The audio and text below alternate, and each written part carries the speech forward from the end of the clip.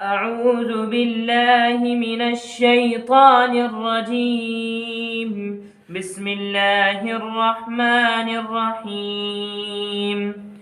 وأتموا الحج والعمرة لله، فإن أحصرتم فما استيسر من الهدي، ولا تحلقوا رؤوسكم حتى يبلغ الهدي محله، فمن كان منكم مريضا أو به أذى من رأسه ففدية من صيام أو صدقة أو نسك، فإذا أمنتم فمن تمتع بالعمرة إلى الحج فما استيسر من الهدي، فمن لم يجد فصيام 3 أيام في الحج و7 إذا رجعتم، تلك 10 كاملة، ذلك لمن لم يكن أهله حاضر المسجد الحرام، واتقوا الله واعلموا أن الله شديد العقاب. صدق الله العظيم. الحمد للہ رب العالمین والصلاة والسلام علی سید المرسلین وعلی آلہ واصحابہ الغر المیامین. اعوذ باللہ من الشیطان الرجیم. بسم اللہ الرحمن الرحیم. وَأَتِمُّوا الْحَجَّ وَالْعُمْرَةَ لِلَّهِ. اس رکوع کی ابتدائی آیات میں حج کا تذکرہ تھا، درمیان میں حسب ضرورت قتال کا تذکرہ ہوا، اور اب پھر حج کا بیان شروع ہوتا ہے. سب سے اول اہل ایمان کو متوجہ کیا جا رہا ہے وَأَتِمُّوا الْحَجَّ وَالْعُمْرَةَ لِلَّهِ. حج اور عمرہ پورا اللہ کے لیے ادا کرو. اس آیت کریمہ میں 2 اہم ہدایات دی گئی ہیں. ایک ہدایت اتمام کی ہے، دوسری ہدایت للہ کی ہے. یعنی حج اور عمرہ اخلاص کے ساتھ اللہ کی رضا اور خوشنودی کے لیے ادا کیا جائے. اور واقعتاً جس بات کی طرف توجہ دلائی جا رہی ہے وہ بہت بنیادی اور کلیدی بات ہے، اتمام کی طرف. دور جاہلیت میں اسلام سے پہلے جو حج ہو رہا تھا وہ صرف حج کا نام تھا. حج کی روح وہ پوری طرح سے پامال ہو چکی تھی. حج کے اعمال و ارکان کی طرف کوئی توجہ نہیں تھی، بلکہ حج تجارت اور میلہ اور ٹھیلا وہ بن چکا تھا. حج میں اللہ کا دھیان، اللہ کا خیال وہ بالکل معدوم ہو چکا تھا. معبودان باطل، بلکہ وہ 360 بت جو بیت اللہ میں رکھ دیے گئے تھے، لوگ انہی کی نظر و نیاز کے لیے، ان کی رضا اور خوشنودی کے لیے حج کرنے لگے تھے. حج بلکہ اپنے وقت سے بھی وہ ہٹ چکا تھا. اب حج ہونے لگا تھا شمسی مہینوں سے. قمری مہینے نسیہ منسیہ ہو گئے تھے. مشرکین مکہ نسیء کا عمل کیا کرتے تھے، جس کا تذکرہ قرآن مجید میں کیا گیا ہے، انما النسیء زیادۃ فی الکفر. نسیء کا مطلب یہ ہے کہ بس مہینوں میں تقدیم و تاخیر وہ کیا کرتے تھے، اور وہ اپنی مرضی سے حج کیا کرتے تھے. جو موقع ان کے لیے مناسب ہوتا تھا تجارت کے لیے، ان کے مفاد کے لیے، اس موسم میں وہ حج کیا کرتے تھے. یہ سب کچھ ہو رہا تھا. حج کے ارکان کی طرف کوئی توجہ نہیں تھی. خاص طور سے قریش وہ وقوف عرفہ کو ترک کر چکے تھے، مزدلفہ تک جاتے تھے، وہیں سے واپس ہو جایا کرتے تھے۔ حج فخر و مباحات بن چکا تھا، جس میں کوئی خلوص اللہ کا دھیان نہیں رہا تھا۔ اس موقع سے اللہ رب العزت نے توجہ دلائی اور فرمایا وَأَتِمُّ الْحَجَّ وَالْعُمْرَةَ لِلَّهِ، حج اور عمرے کو پورا ادا کرو اللہ کے لیے۔ اور واقعتاً یہ اتنی اہم ترین عبادات ہیں کہ اس میں کہیں سے کوئی شرک کی آمیزش نہیں ہونا چاہیے۔ اور یہی کیا، ہر عبادت کی شان یہ ہے کہ اس میں کسی بھی طرح کی شرک کی آمیزش نہیں ہونا چاہیے، ریاکاری نہیں ہونا چاہیے، ورنہ وہ عبادت بارگاہ الہی میں قبول نہیں ہوتی۔ لہذا حج کے لیے بھی یہ ضروری ہے کہ ہم صرف اللہ کے لیے کریں۔ اس زمانے میں بھی بہت سے لوگ حج کو جاتے ہیں، لیکن نیتیں مختلف ہوتی ہیں۔ کسی کی ملازمت کی نیت ہوتی ہے، کسی کی تجارت کی نیت ہوتی ہے، دنیاوی اور دوسرے مفاد ان کے وابستہ ہوتے ہیں۔ اس سے حج کی مقدس عبادت وہ آلودہ ہو جاتی ہے، اس کا خیال رکھنا چاہیے۔ یہی وہ آیت کریمہ ہے جس سے حضرت امام شافعی رحمۃ اللہ علیہ نے عمرے کی فرضیت کو ثابت کیا ہے۔ شوافع کے یہاں جیسے حج فرض ہے، اسی طرح سے زندگی میں ایک مرتبہ عمرہ بھی فرض ہے۔ احناف اور کے یہاں عمرہ وہ فرض نہیں ہے، سنت کی اس کی حیثیت ہے، اور عام طور سے حجاج حج کو جاتے ہیں تو عمرہ بھی ادا کرتے ہیں۔ اس کے بعد حج کے مزید احکام بیان کیے جا رہے ہیں۔ فَإِنْ أُحْصِرْتُمْ فَمَا اسْتَيْسَرَ مِنَ الْهَدْيِ، یہ آیات خاص طور سے صلح الحدیبیہ کی مناسبت سے اتری ہیں، اور وہ آپ کو معلوم ہے کہ حضرت رسول پاک صلی اللہ علیہ وسلم کو اور مسلمانوں کو عمرہ کرنے سے روک دیا گیا تھا۔ یہ حضرات احرام میں تھے۔ اب اگر احرام میں روک دیا جائے اور ایک انسان حج نہ کر سکے، عمرہ نہ کر سکے، تو اب کیا ہوگا؟ تو واقعتاً کیونکہ حج اور عمرہ یہ مقدس عبادت ہے، جب انسان نے احرام پہن لیا ہے تو اب اس سے ایسے نہیں نکل جائے گا جیسے کہ وہ اپنی زندگی میں روزمرہ کپڑے تبدیل کرتا ہے، تو اس طرح سے بس وہ اس کو روک دیا گیا تو فوراً کپڑے تبدیل کر لے اور احرام سے نکل جائے اور اپنے کپڑے زیب تن کر وہ اپنی معمول کی زندگی پر آ جائے، کہا یہ نہیں ہوگا، بلکہ اس کے تقدس کا خیال رکھا جائے گا۔ اس سے نکلنے کا ایک طریقہ ہے، اس طریقے کو اختیار کیا جائے گا، اس کے بعد احرام سے حلال ہو کر اپنی عام زندگی میں آیا جائے گا۔ وہ طریقہ یہاں بتلایا جائے گا۔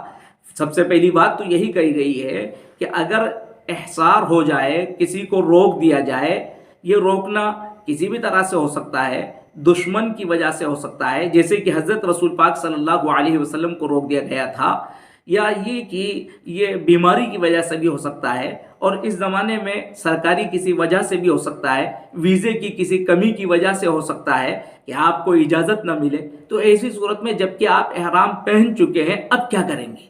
تو اب شریعت طریقہ بتلاتی ہے کہ اس صورت میں آپ کو یہ کرنا ہوگا فَمَا اسْتَيْسَرَ مِنَ الْهَدْيِ، جو کچھ قربانی کا جانور میسر ہو، یعنی اس کی قربانی کی جائے۔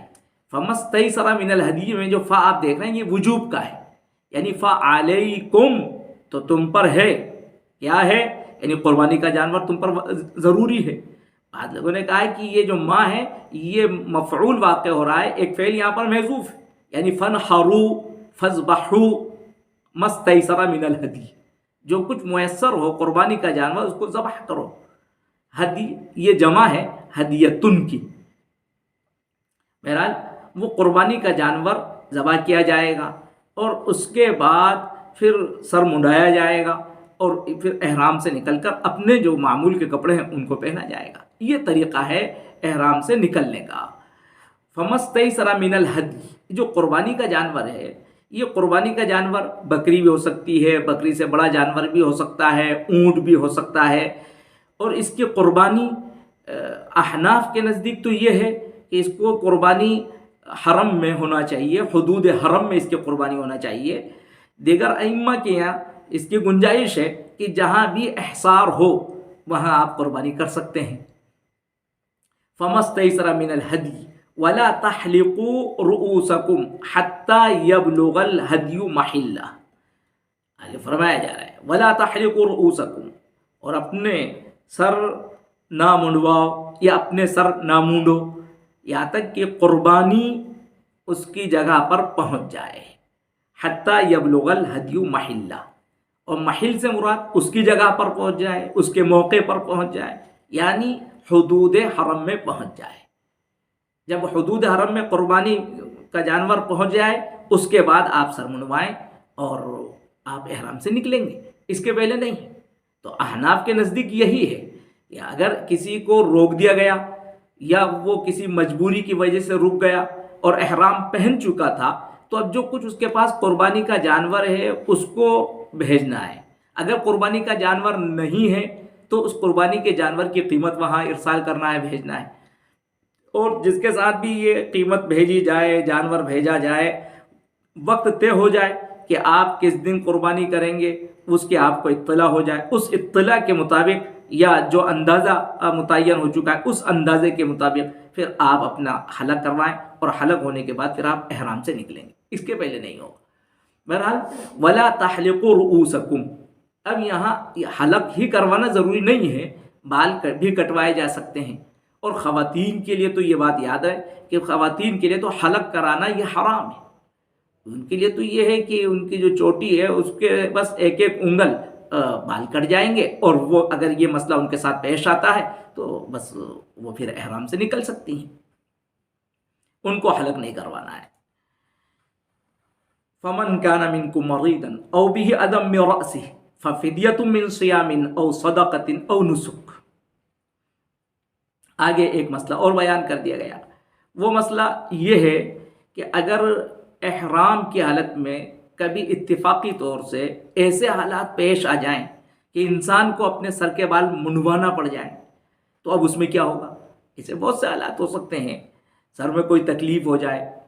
اس زمانے میں ظاہر کی سفر پرمشقت ہوا کرتا تھا، لوگوں کو غسل کرنے کا موقع نہیں ملتا تھا، اور اس کی وجہ سے گرد و غبار اور سفر کی یہ سب صعوبتیں، سر میں جوں وغیرہ پڑ جاتی تھی، اس کی وجہ سے اگر کسی کو ایسی بات پیش آ جائے تو سر منڈوانا ہوا۔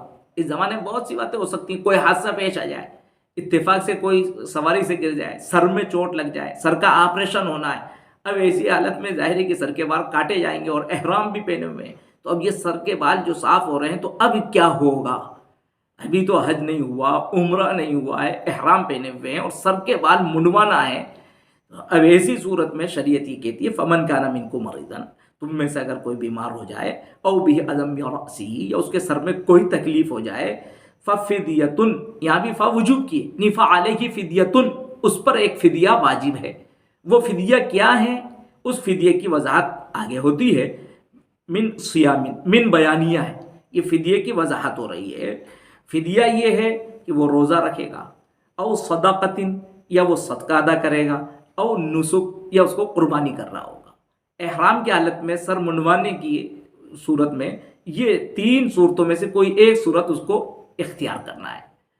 حضرت کعب بن عجرہ رضی اللہ تعالی عنہ ایک صحابی ہیں، ان کو ایسا ہی مسئلہ پیش آ گیا تھا، ان کو ضرورت ہوئی سر میں تکلیف کی وجہ سے کہ وہ سر منڈوائیں۔ جب حضرت رسول پاک صلی اللہ علیہ وسلم کی خدمت میں پہنچے تو یہ بات ان کو سنائی گئی، اور یہاں حضرت رسول پاک صلی اللہ علیہ وسلم نے خود اس آیت کریمہ کی تفسیر بیان فرما دی۔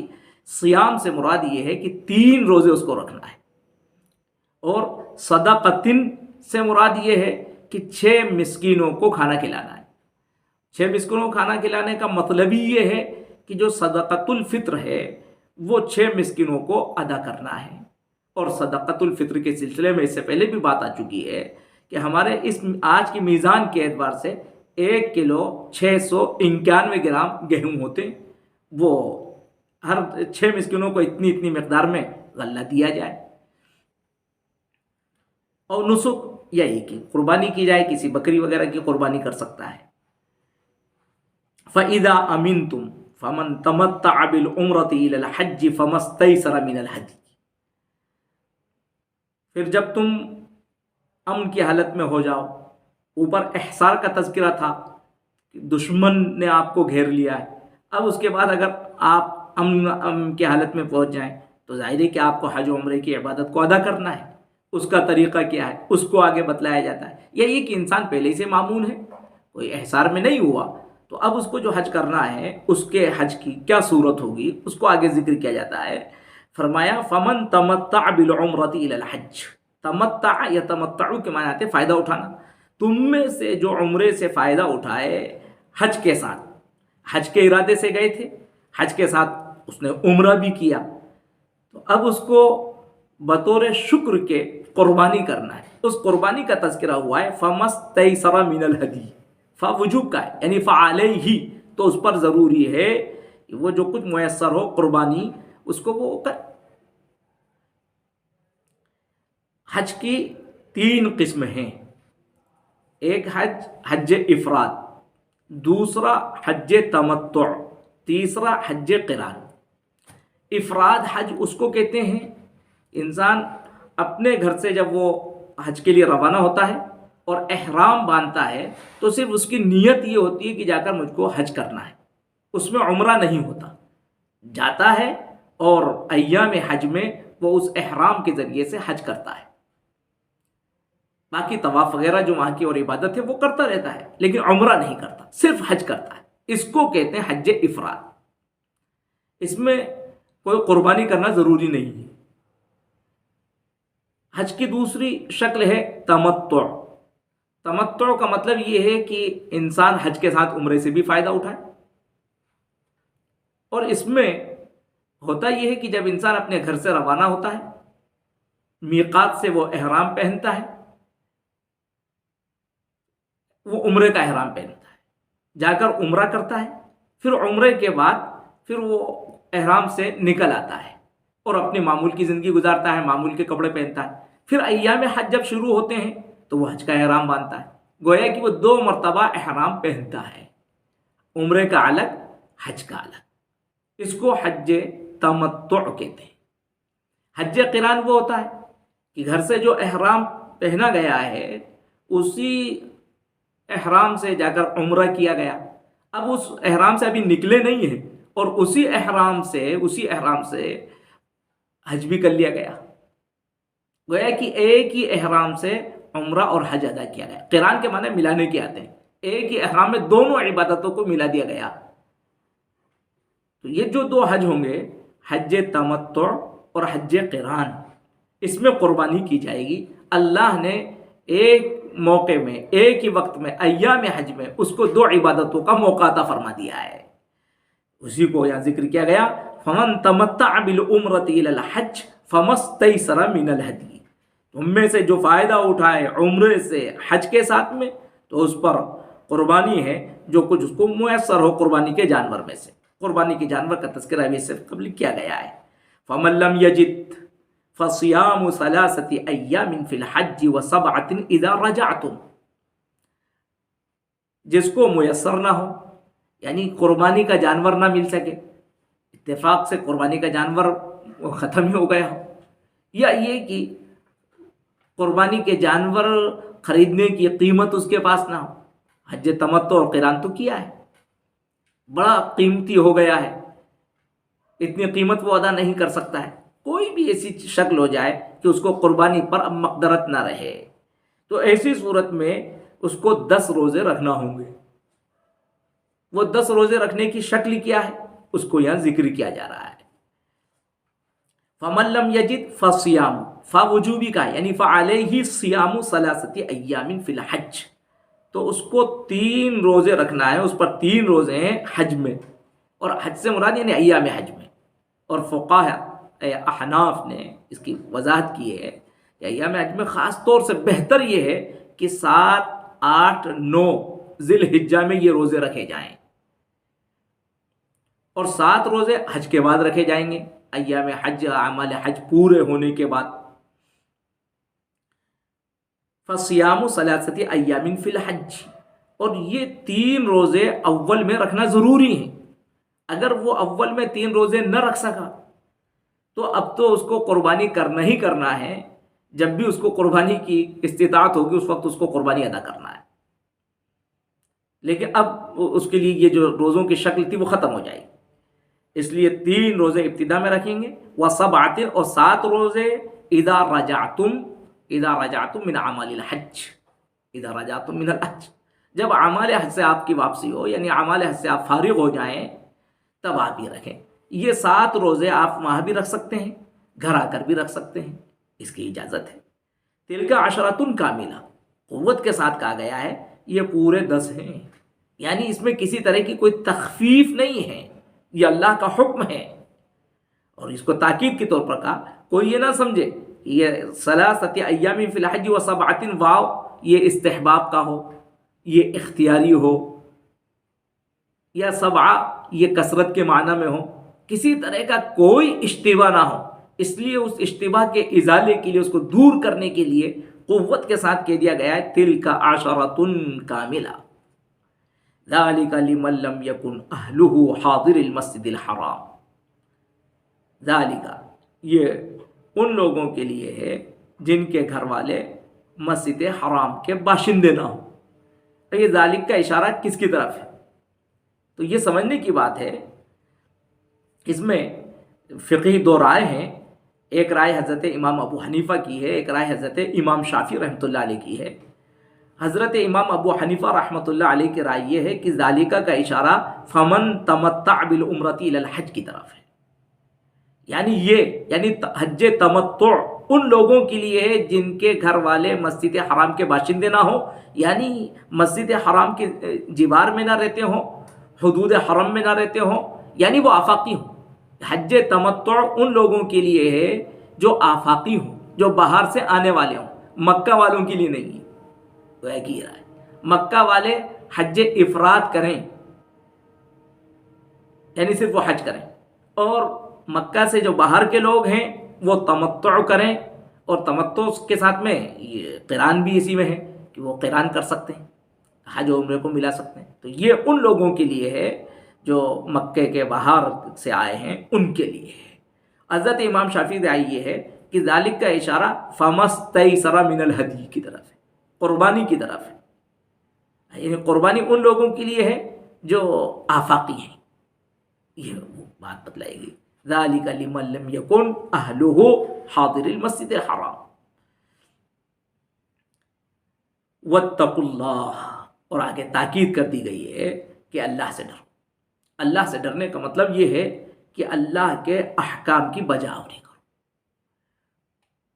اور اس سے پہلے جو حج لوگ اپنی مرضی سے کر رہے تھے، حج کے اعمال اور ارکان کو کوئی اہمیت نہیں تھی، جو چاہتا جس طرح طواف کرتا تھا، کوئی برہنہ ہو کر طواف کر رہا ہے، کوئی نیم برہنہ ہو کر طواف کر رہا ہے، کوئی عرفات تک جا رہا ہے، کوئی عرفات تک نہیں جاتا ہے، بس جس کا دل چاہا اس نے ویسے حج عمرہ کیا۔ کہا یہ نہیں ہونا چاہیے، واتقوا اللہ، اللہ سے ڈرو، اللہ کا پاس و لحاظ رکھو، اللہ کے احکام کی پوری بجا آوری کرو، او وعلموا، اور اس بات کو جان لو، یعنی اس بات کو ہمیشہ مستحضر رکھو، ان اللہ شدید العقاب، بے شک اللہ سخت سزا دینے والے ہیں ان لوگوں کو جو اللہ کے احکام سے سرتابی کرتے ہیں۔ اس کے بعد حج کے اور مسائل ہیں، وہ انشاءاللہ اگلے رکوع میں بیان کیے جائیں گے۔